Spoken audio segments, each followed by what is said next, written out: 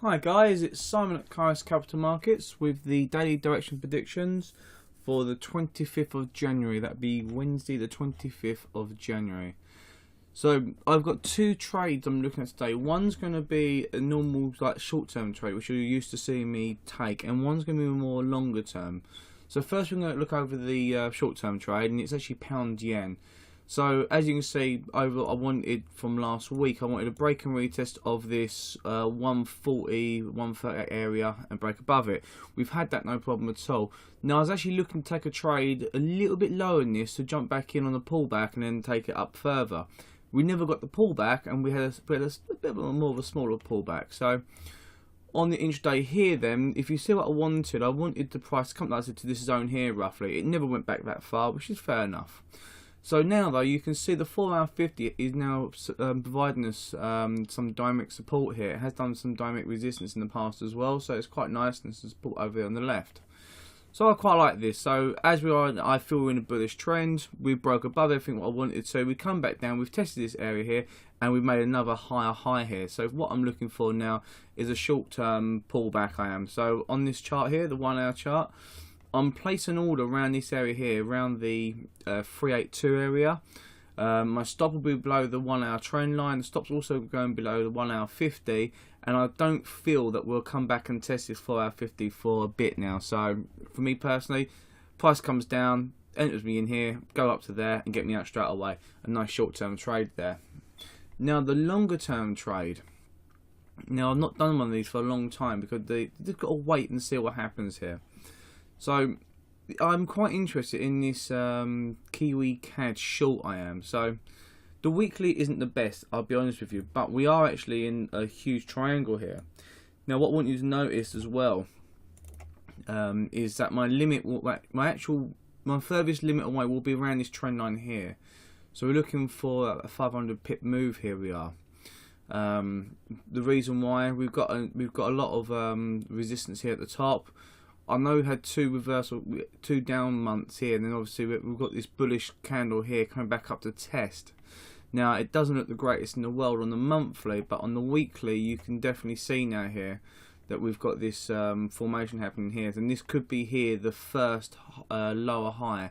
And this weekly candle here is a lot of deceleration there. I quite like it, so it's not too bad there either. Again, my only concern taking it short down to 90 so far on this chart is just the weekly 50. So how I manage this trade is going to be crucial, but also note in the past the weekly 50 hasn't really done anything for a long time. Back in May, well, 2013 maybe, you could say, maybe, yeah.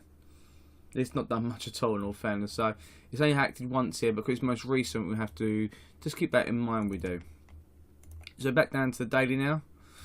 The daily has actually made a double top here, and we've actually closed nicely below this 955 level. As you can see on the daily, it has, again, this level here has produced plenty of reversal candles.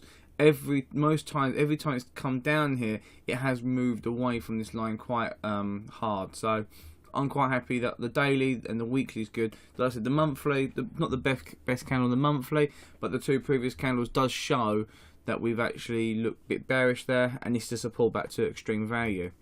So now popping down into the intraday on this Kiwi CAD, and I'll show you what we've got here.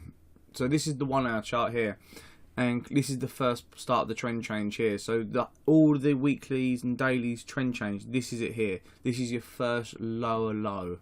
So the pullback will be here up to the pivot, the 1-hour 50, and we've got the trend line as well. So if you put me ordering like that there, and there you go, my stop covers almost everything. I may raise it up to 65 pips just to be extra cautious there.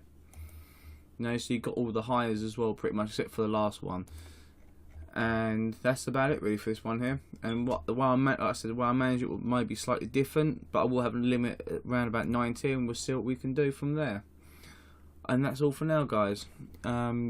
On my last trade from yesterday, by the way, it was pound Aussie. Just to let you know, I never got triggered in on the trade. Never got triggered on the trade here because it wasn't actually set there, was it? It was actually set at 395, and as you can tell, we never got triggered on the trade at all. So the price came down to almost virtually where I wanted to go down to.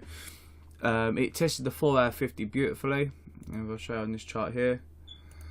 A beautiful test. Clearly the key level here is 641, not 640, and it's going to, I would say now this one will rally back up nicely. It will. So, oh well, never mind, one trade we missed, doesn't matter too much. I hope you have a good day, and I'll speak to you soon.